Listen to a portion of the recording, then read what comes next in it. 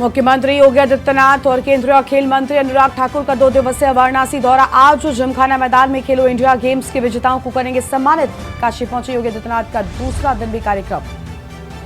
संपूर्णानंद संस्कृत विश्वविद्यालय के कार्यक्रम में लेंगे हिस्सा।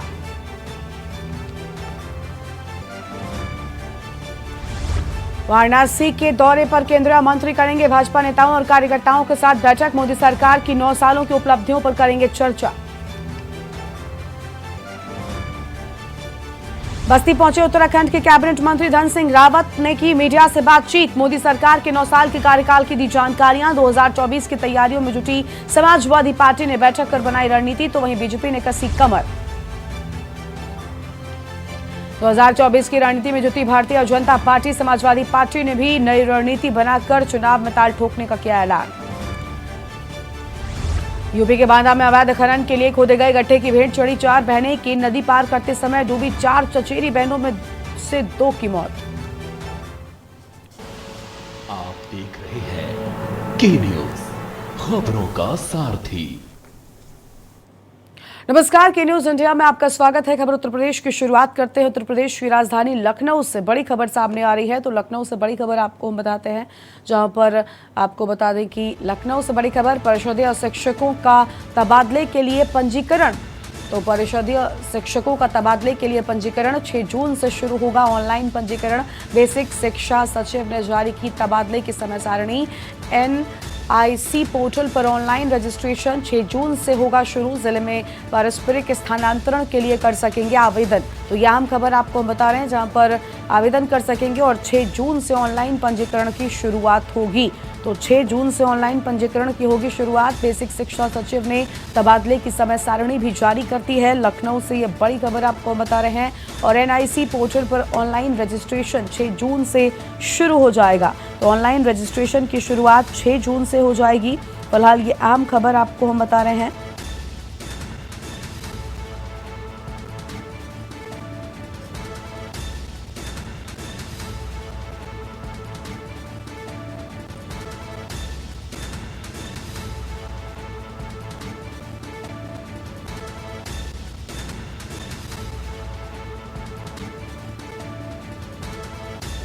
तो यह हम जानकारी आपको हम बता दें, जहां पर 6 जून से होगा ऑनलाइन।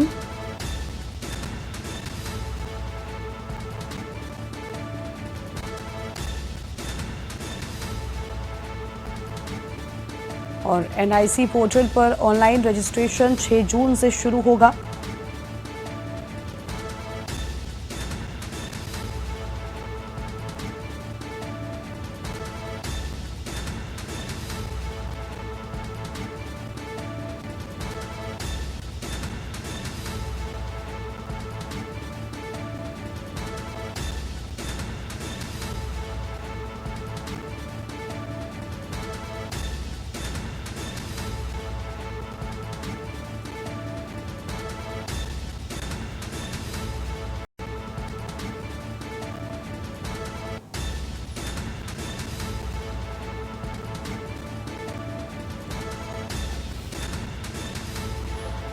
और NIC पोर्टल पर ऑनलाइन रजिस्ट्रेशन 6 जून से शुरू हो जाएगा। तो फिलहाल इस वक्त की आम खबर आपको बता दें, जिले में पारस्परिक स्थानांतरण के लिए कर सकेंगे आवेदन।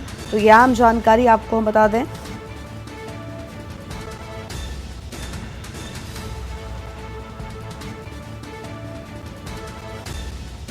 और 6 जून से ऑनलाइन पंजीकरण की शुरुआत हो जाएगी। तो 6 जून से ऑनलाइन पंजीकरण की हो जाएगी शुरुआत।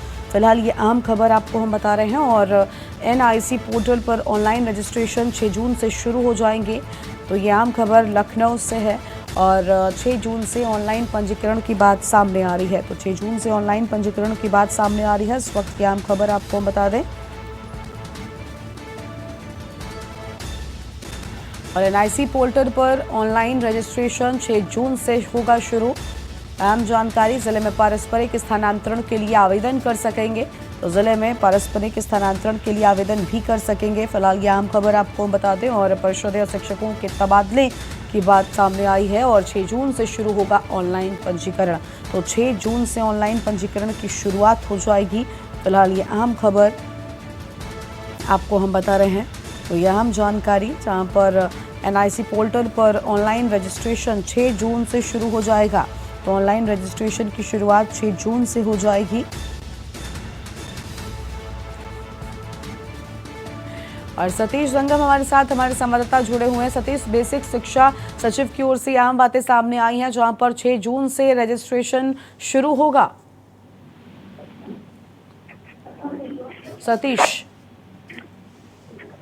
बिल्कुल, देखिए, ऑनलाइन पंजीकरण को लेकर खासकर प्रतिनिधि स्कूलों में जो शिक्षक का तबादला को लेकर किया जा रहा है, तो 6 जून से ऑनलाइन पंजीकरण प्रक्रिया शुरू होगी। इसमें जो भी 3 वर्ष कर चुके हैं, खासकर प्रतिनिधि स्कूलों में, खासकर प्राथमिक स्कूलों में जो शिक्षक थे, 3 वर्ष की उनकी नौकरी हो चुकी है, तो अगर वो कहीं दूसरे डिस्ट्रिक्ट में अपना स्थानांतरण कराना चाहते हैं प्रमोशन के तौर पे, अगर तो वो इसके जरिए कहीं नहीं किया जा सकता। इसके लिए पहले जो प्रोसीजर है विभाग के द्वारा हमें बताया गया है कि ऑनलाइन प्रोसीजर की जो प्रक्रिया है वो 6 जून से शुरू होगी।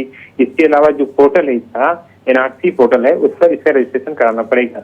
जो भी चीजें हैं डिस्टेंस को लेकर, कि घर से कितनी डिस्टेंस और किस डिस्ट्रिक्ट में जाना चाहेंगे, वजह क्या है, चीजों को लेकर ये सारी प्रक्रिया किया जाएगा। उसके बाद जब सारी प्रक्रिया हो जाएंगी, उसके 6 से 10 दिन बाद कोई डेटा कलेक्ट हो जाएगा, उसी आधार पर इन लोगों का प्रमोशन किया जाएगा। ये लंबे समय से मांग रही है। खासकर महिलाओं की बात करें तो महिलाएं किसी दूसरे डिस्ट्रिक्ट में उन लोगों की नियुक्ति हो जाती थी, शिक्षक को लेकर उनके लिए दिक्कतें, कई सारी परेशानियां होती थी। खासकर जो गृहिणी महिलाएं हैं जिनकी जॉब लग गई है, उनके परिवार के लोग हैं, कोई मतलब घर पे और देख रेख करने वाला नहीं है, तो उनके अपने स्थानीय जगहों पे, खासकर जो उनका गृह आवास रहा है, वहां पे उनको नौकरी करने में सहूलियत मिलती है। तो जाहिर सी बात है, इस तरह की प्रक्रिया से कहीं न कहीं उन शिक्षकों को लाभ मिलेगा जो लंबे समय से इसको लेकर एक तरह से मांग करते रहे हैं और इस पर काम करने की भी जो शासन को पत्र भेजते रहे, तो उन लोगों के लिए थोड़ी सी राहत वाली बात होगी। जी बिल्कुल, साफ तौर पर देखिए, जो रजिस्ट्रेशन की शुरुआत है वो होने की बात सामने आई है। बहुत शुक्रिया सतीश आपका अधिक जानकारी के लिए। तो आम खबर जिले में पारस्परिक आपको बता दें कि ये जानकारी सामने आई है और परिषदीय शिक्षकों का तबादले के लिए पंजीकरण की शुरुआत होने की बात कही गई है। तो फिलहाल ये अहम खबर आपको बता रहे हैं और 6 जून से ऑनलाइन पंजीकरण की शुरुआत हो जाएगी। तो 6 जून से ऑनलाइन पंजीकरण की शुरुआत हो जाएगी और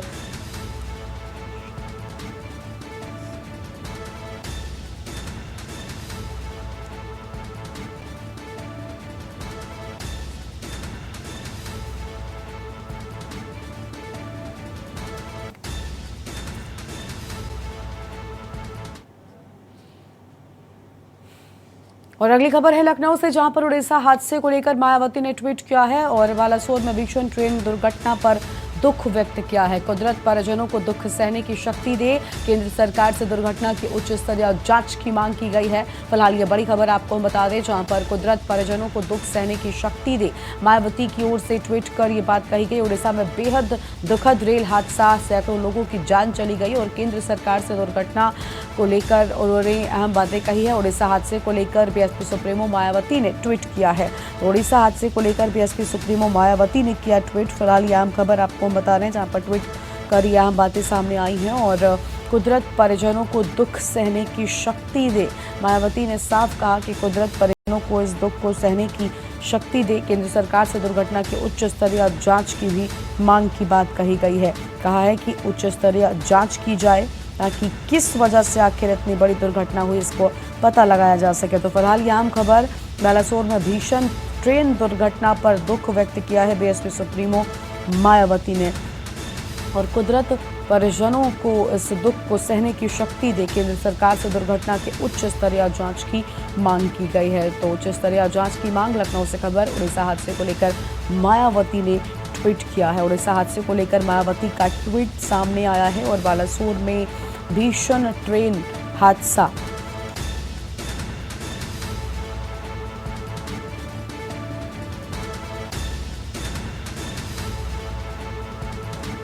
और केंद्र सरकार से दुर्घटना की उच्च स्तरीय जांच की बात कही है। फिलहाल ये आम खबर आपको हम बता रहे हैं, जहां पर उच्च स्तरीय जांच की बात सामने आई है।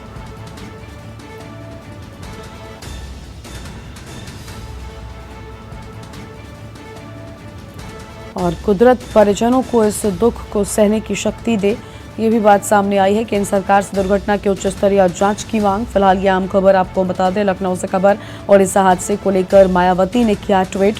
तो उड़ीसा हादसे को लेकर मायावती ने ट्वीट किया है। बालासोर में भीषण ट्रेन दुर्घटना पर दुख जताया गया है। तो बालासोर में भीषण ट्रेन दुर्घटना पर दुख व्यक्त किया गया है और कुदरत परिजनों को इस दुख को सहने की शक्ति दे, ये साफ तौर पर बीएसपी सुप्रीमो मायावती ने कहा है। तो ये अहम खबर आपको बता दें, जहां पर ये बेहद भीषण हादसा हुआ उड़ीसा में, जिसमें सैकड़ों लोगों ने अपनी जान गंवा दी, लेकिन अब बीएसपी सुप्रीमो ने इस पर दुख व्यक्त किया है।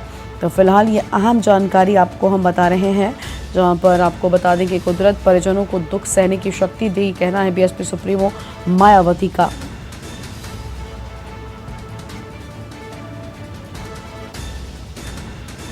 उड़ीसा हादसे को लेकर मायावती ने ट्वीट किया है।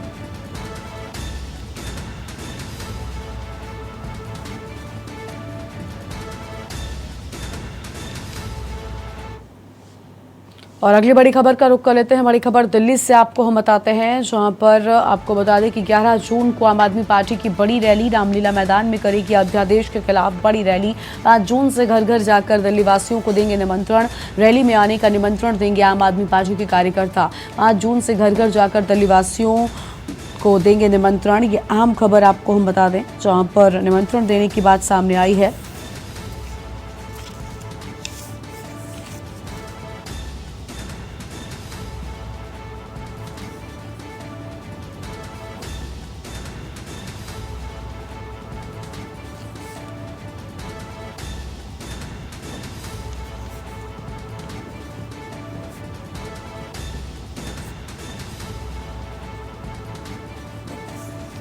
तो यह आम जानकारी आपको बता दें, जहां पर 11 जून को आपकी बड़ी रैली, तो 11 जून को आपकी बड़ी रैली होगी और यह अहम खबर आपको हम बता रहे हैं।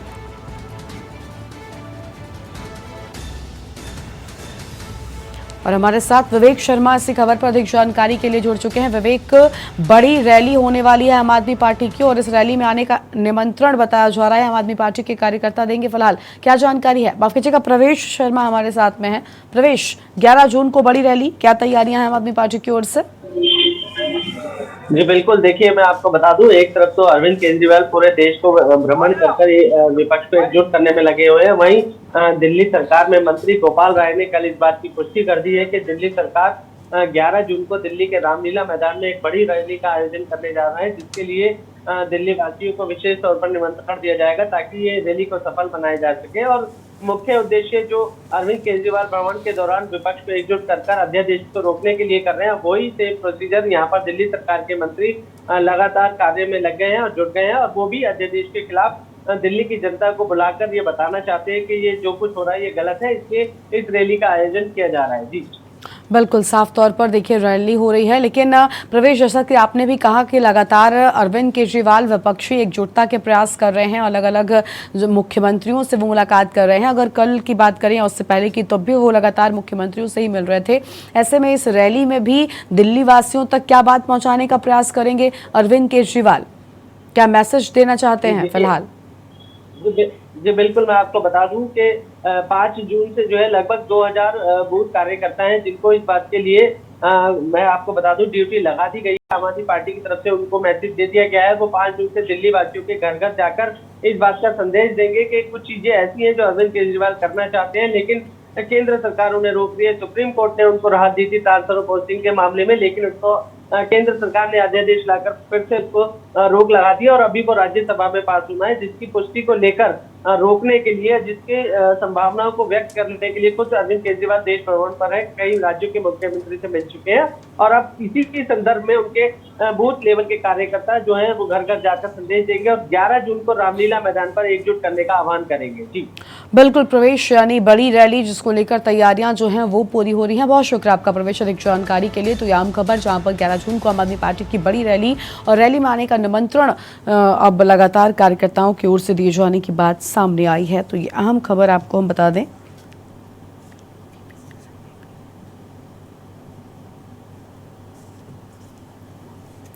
जहां पर बड़ी रैली होगी और कार्यकर्ता न्योता देंगे।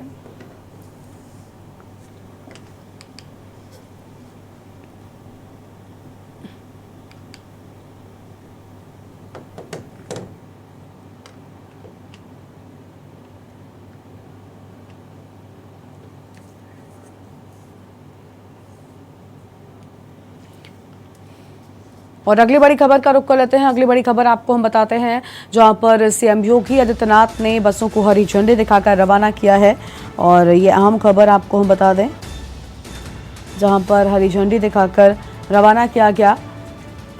और यूपी के सभी जिलों से दिल्ली के लिए ये बसें चलेंगी। तो यूपी के सभी जिलों से अब दिल्ली के लिए ये बसें चलेंगी। फिलहाल अहम खबर आपको बता रहे हैं। और BS6 पैटर्न की हैं 7 बसें। तो BS6 पैटर्न की ये 7 बसें और सीएम योगी ने हरी झंडी दिखा दी है। तो सीएम योगी ने दिखाई हरी झंडी। अहम जानकारी, रोडवेज के बेड़े में 93 नई बसें शामिल हो गई हैं और खुद मुख्यमंत्री ने इन्हें हरी झंडी दिखाकर रवाना किया है।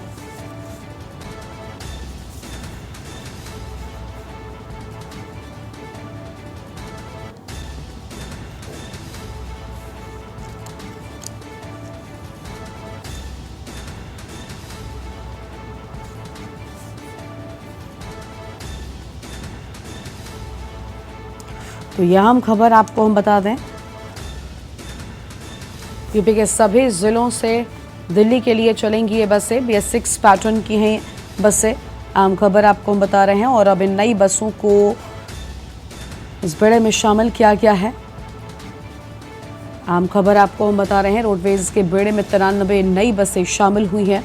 तो 93 नई बसें इसमें शामिल हुई। फिलहाल ये आम जानकारी आपको हम बता दें, जहाँ पर 93 नई बसों को शामिल किया गया है।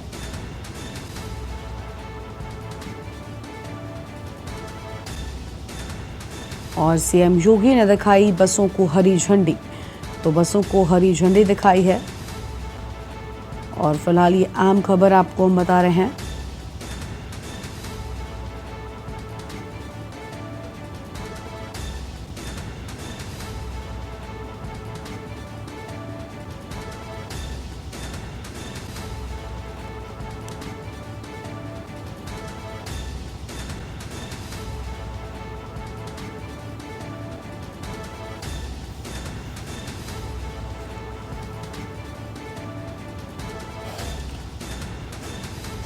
तो यूपी के सभी जिलों से अब दिल्ली के लिए ये बसें चलेंगी और BS6 पैटर्न की हैं 7 बसें। तो फिलहाल ये आम जानकारी आपको हम बता रहे हैं, जहां पर ये 7 बसें BS6 पैटर्न की बताई जाती हैं। और फिलहाल ये अहम जानकारी आपको हम बता दें।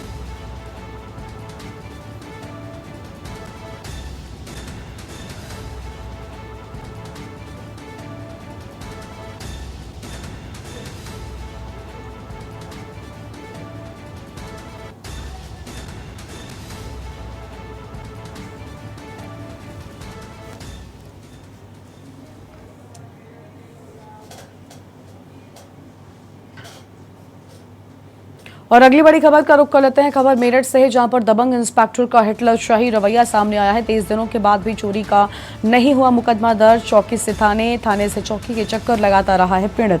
तो यह आम खबर आपको हम बता दें, जहां पर लगातार ये पीड़ित चक्कर लगाता रहा, लेकिन अब तक कोई भी जो निवारण है वो ना हो सका। पीड़ित युवक की निजी अस्पताल के बाहर से बाइक चोरी हुई थी। तो फिलहाल ये आम जानकारी आपको हम बता दें, जहां पर बाइक चोरी हुई थी। और ये आम खबर आपको हम बता रहे हैं, पीड़ित ने इंस्पेक्टर से लगाई थी मुकदमा करने की गुहार। तो पीड़ित ने इंस्पेक्टर से मुकदमा करने की गुहार लगाई। गुहार करने के बाद भी इंस्पेक्टर ने पीड़ित की एक ना सुनी। तो एक भी बात यहाँ पर नहीं सुनी गई है। और फिलहाल ये अहम जानकारी आपको हम बता दें, जहाँ पर एक भी बात नहीं सुनी गई।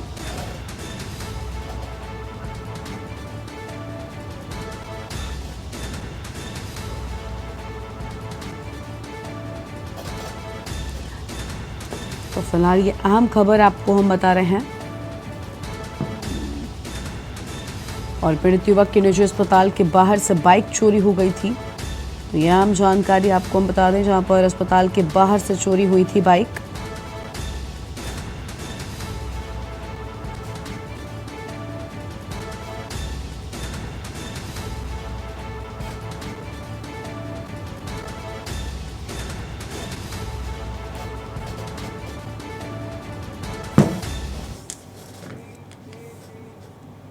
और एक छोटे से ब्रेक के लिए यहाँ पर रुकते हैं, जल्द लौटेंगे।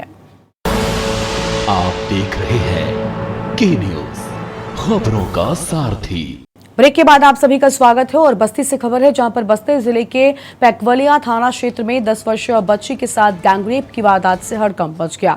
गांव के ही 3 नाबालिग युवकों से, जिनकी उम्र 13 से 14 साल है, गैंगरेप की वारदात को अंजाम दिया गया। गैंगरेप के बाद बेहोश बच्ची को बांस के जंगल में छोड़कर फरार हो गए। गैंगरेप की सूचना के बाद एसपी गोपाल चौधरी समेत बड़ी संख्या में पुलिस बल घटनास्थल पर पहुंचकर निरीक्षण किया। पुलिस ने तीनों आरोपियों को हिरासत में ले लिया है। आपको बता दें कि बीती रात गाँव में शादी समारोह का आयोजन था। बच्ची की शादी समारोह में शामिल होने गई थी और देर रात 10 वर्षीय बच्ची शादी समारोह से वापस घर जा रही थी कि उसी दौरान रास्ते में 3 नाबालिगों ने उसको अगवा कर लिया और पास में बांस के जंगल में ले जाकर तीनों ने बच्चे के साथ रेप की वारदात को अंजाम दिया। दुष्कर्म के बाद बच्ची बेहोश हो गई। तीनों आरोपी बच्ची को बेहोशी की हालत में छोड़कर फरार हो गए।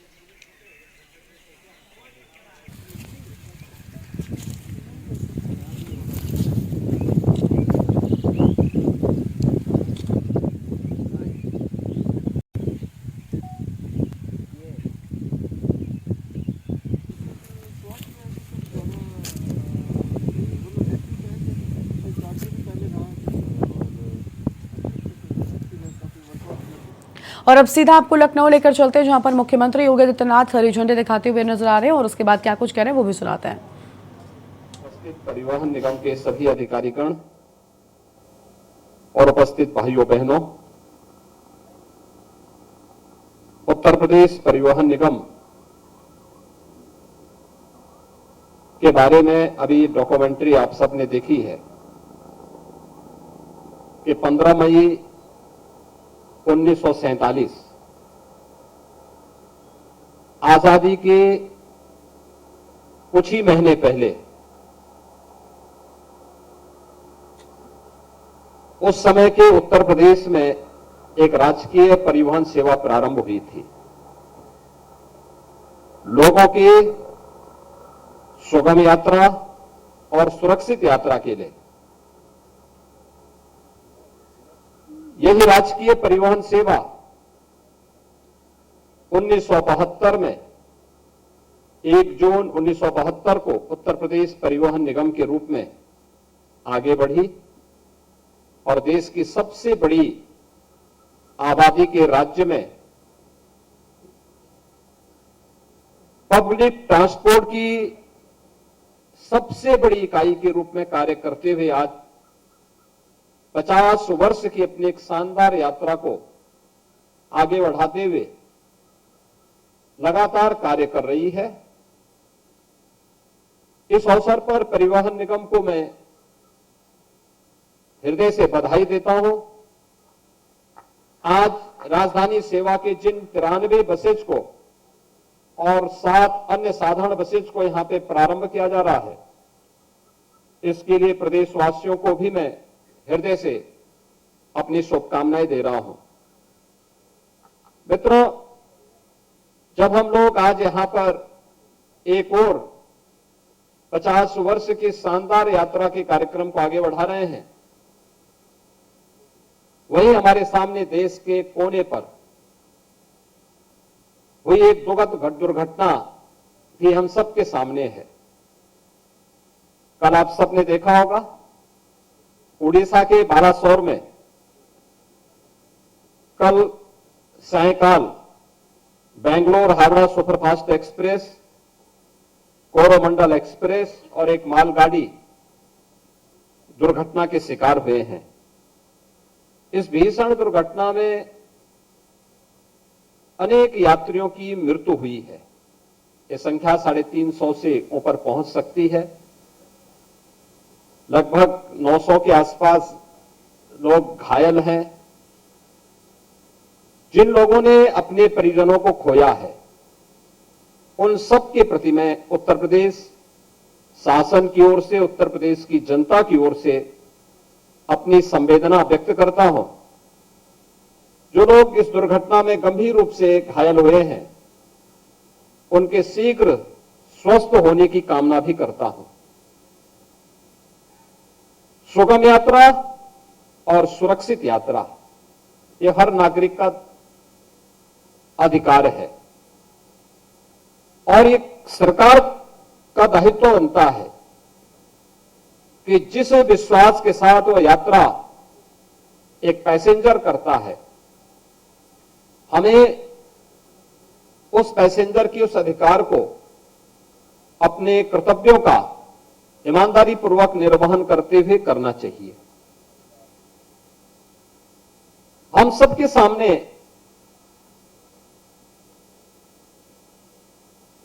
सड़क दुर्घटना से होने वाली मौतों के आंकड़े अत्यंत भयावह हैं। अगर एक वर्ष के अंदर मैं उत्तर प्रदेश के ही आंकड़ों को प्रस्तुत करूं तो अत्यंत भयानक दृश्य हम सबके सामने प्रस्तुत करते हैं। मैं दुनिया की सबसे बड़ी महामारी के खिलाफ हम लोगों ने प्रधानमंत्री मोदी जी के नेतृत्व में एक लड़ाई लड़ी। कोरोना महामारी के खिलाफ जो हमारी लड़ाई चल रही थी, दुनिया पस्त थी, अस्त व्यस्त थी। उस सब के बावजूद कोरोना जैसी महामारी को न्यूनतम स्तर पर लाने, जन धन की हानि को रोकने में काफी सफलता प्राप्त हुई। कारण था देश की लीडरशिप। प्रधानमंत्री मोदी जी के नेतृत्व में पूरा देश एकजुट होकर के इस महामारी के खिलाफ लड़ा। परिणाम हम सबके सामने था। और जब आंकड़े हमारे सामने आते हैं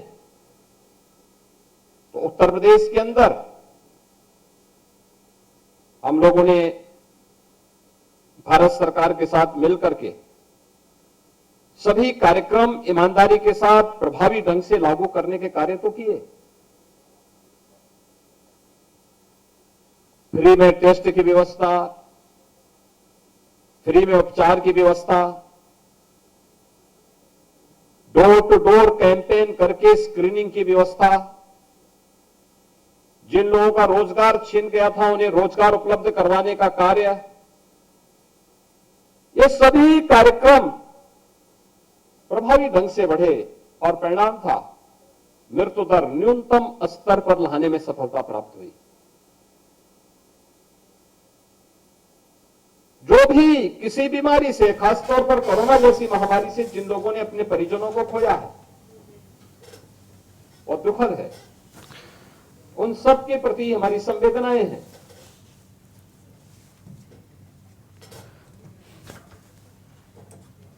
और इस बुलेटिन में फिलहाल इतना ही। आप देखते रहिए के न्यूज़ इंडिया। नमस्कार।